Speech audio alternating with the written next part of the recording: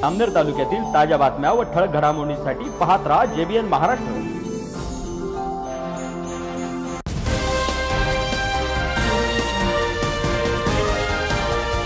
शब्द वापरला की एकाही मुस्लिमाने आत्महत्या शेतकऱ्याने केलेले नाही, काय सांगायचं होतं आपल्याला सगळ्यात? खरं तर उमेश पाटील त्याच्या सगळ्या कार्यकर्त्यांचं मी आभार मानतो का त्यांनी आवाज तरी उठवला आणि हा आवाज आम्ही पाहतोय। ह्या आज ते 2 ते 3 हजार आत्महत्या केल्या, त्यामध्ये एक मुस्लिम शेतकऱ्यांची आत्महत्या नाही आहे।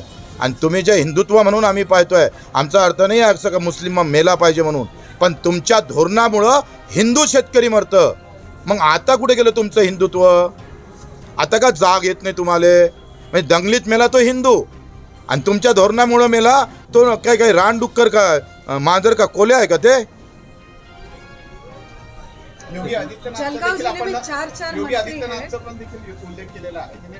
उन्होंने कहा था यहाँ आकर प्रचार किया था, बटेंगे तो कटेंगे, सेफ है, एक है तो सेफ है। अब कहाँ सेफ है भैया? बताओ ना सही, हम सेफ है क्या? तो ना हमको कर्ज मुक्ति मिल रही है, ना दाम मिल रहा है किसानों को, क्या मिल क्या रहा है? यहाँ तुम हमारे जो खत है उसमें भी लूटे जा रहे हो और दवा में लूटे जा रहे हो, बीज जो मिलता है वो करप्ट मिलता है और ऊपर से जंगली जानवर मारता है हमको। कहाँ सेफ है हम किसान? ये हिंदू किसान कहाँ सेफ है? हिंदू अंबानी सेफ है, हिंदू अदानी सेफ है, हिंदू किसान सेफ नहीं है। जलगांव जिले में 4 मंत्री है, फिर भी आक्रोश मोर्चा भी आपको जरूरत कैसे पड़ी? तो क्या है, वो ख्याल ही नहीं देते। अभी उमेश जी ने बताया कलेक्टर को, अभी तक तो हमारे वो सोयाबीन और कपास के पैसे मिले नहीं, पैसे पड़े हैं। जो 6 मंडल जो घोषित करना चाहिए था नहीं किया, मोर्चा निकलना पड़ा। फिर मंत्री लोग करते क्या? कलेक्टर सर से क्या चर्चा हुई है, कहां तक? वो तो उमेश जी बताएंगे। कहना चाहेंगे कि यदि आंदोलन होतं, आंदोलनाच्या निमित्ताने काय मागण्या होत्या आणि गोंधळ झाला, नेमकी मध्ये काय चर्चा झाली, काय सांगाल? आणि कलेक्टर आम्ही खाली बोलावलं होतं, ते आले नाही, मग आम्हीच त्यांच्याकडे आलो। असं तर काही नाही आहे ना 20 जण आले पाहिजे का 10 जण आले पाहिजे, असं काही नियम आहे का?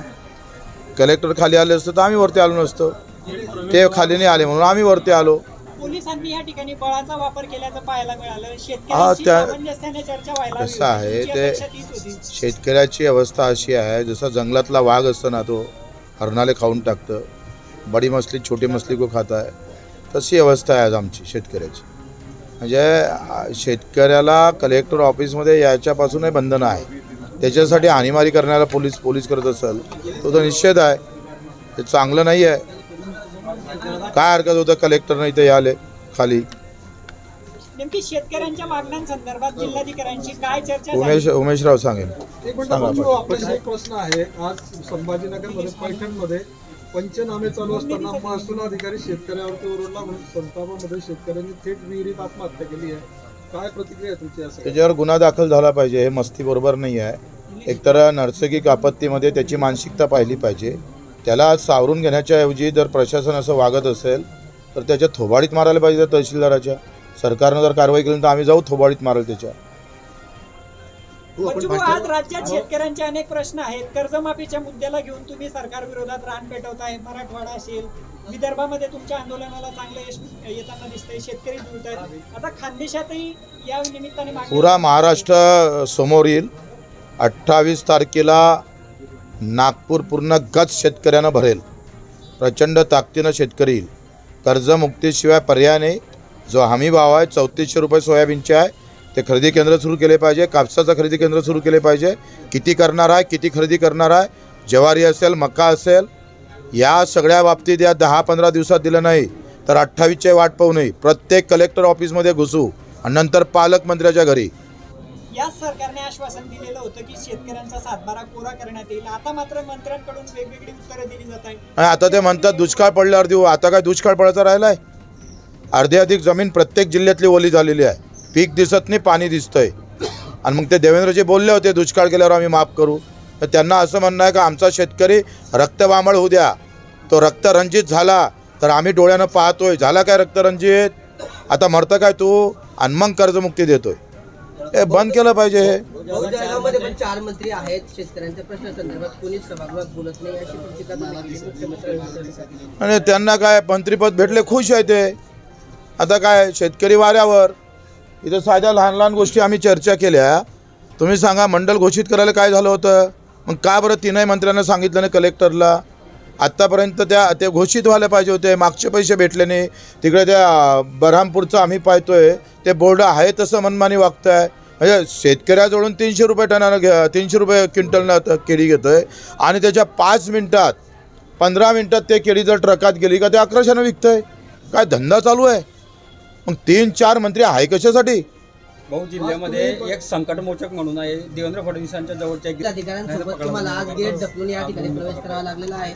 मोठा संताप शेतकऱ्यांनी व्यक्त केलेला आहे. हे मोठं दुर्दैव आहे. ज्या शेतकऱ्यांच्या पवित्र मताने जे आमदार खासदार मंत्री निवडून आले त्या पवित्र मताची किंमत काय तर कलेक्टर ऑफिसवर एंट्री नाही आहे. आज हे दुर्दैव शेतकऱ्याला आज या जिल्हाधिकारी कार्यालयावर बघायला मिळालं आणि म्हणून कलेक्टर खाली येत नाही तर हरकत नाही, शेतकऱ्याचे आम्ही वर येतो आणि म्हणून आम्ही कार्यालयात येऊन बच्चूभाऊंच्या मार्गदर्शनाखाली आज जिल्ह्यातला अनेक महिन्यांपासून जो प्रलंबित प्रश्न होता, केळी पीक विम्याचे मंडळ पात्र अपात्र आणि जुन्या मंडळानंतर नवीन मंडळाची रचनेनंतरचा जो गोंधळ होता तो स्पष्ट होऊन 2 तासाच्या आत आता मंडळ घोषित केले जाणार आहेत. म्हणजे कोणते पात्र अपात्र आहे. त्यानंतर खरं तर 30 जुलैला नंतर 15 सप्टेंबर म्हणजे काल खात्यात पेमेंट यायला हवं होतं. त्यामुळे राज्याचा केंद्राचा वाटा आणि क्लेम सेटल करून 15 दिवसामध्ये ते आता विम्याचे पैसे देतील असं लेखी पत्र आज विमा आणि कृषी विभागाकडून त्या ठिकाणी देण्यात येतं आहे.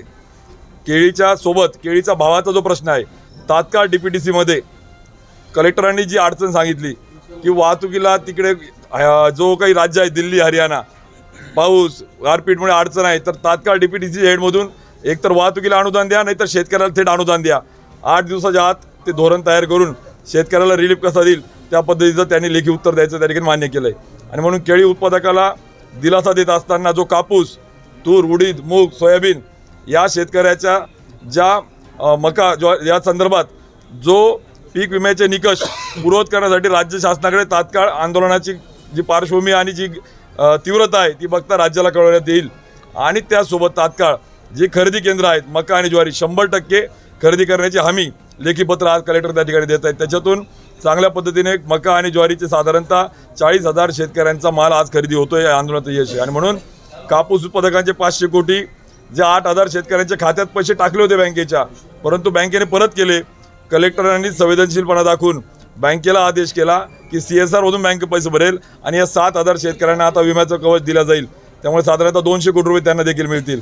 म्हणजे साधारणतः शेतमाल कापूस आणि केळी या संदर्भात 800 कोटी रुपयाचा शेतकऱ्यांना थेट नफा देणारा फायदा देणारा हक्काचं मिळवून देणारा आंदोलन आज त्या ठिकाणी सकारात्मक केवळ चर्चेत नाही तर काहीतरी आउटपुट घेऊन पुढे जात आहे. आणि म्हणून कर्जमाफीसारखा मुद्दा बच्चूभाऊंच्या मार्गदर्शनाखाली पुढे नेण्याचा निर्धार करत राज्य शासनाला त्याची तीव्रता कळवण्यासंदर्भात सूचना करण्यात आल्या आहे. तुम्ही समाधानी आहेत का जिल्हाधिकाऱ्यांसोबतची काही बैठक झाली? निश्चित पहिल्या टप्प्यात आंदोलनाच्या पहिल्या टप्प्यामध्ये शेतकऱ्याला 750 ते 800 कोटी रुपये थेट खात्यामध्ये मिळवून देण्याचं लेखी आश्वासन नाही तर पत्र घेत पुढच्या टप्प्यात शासनाला त्या सगळ्या ज्या काही पॉलिसी मॅटर आहेत त्या संदर्भातला पत्रव्यवहार कळत त्यानुसार एक सकारात्मक चर्चा केवळ चर्चा नाही तर आउटपुट घेऊन हे आंदोलन आज पहिल्या दिवसाचं त्या ठिकाणी आज सुरू आहे. पुढचं आंदोलन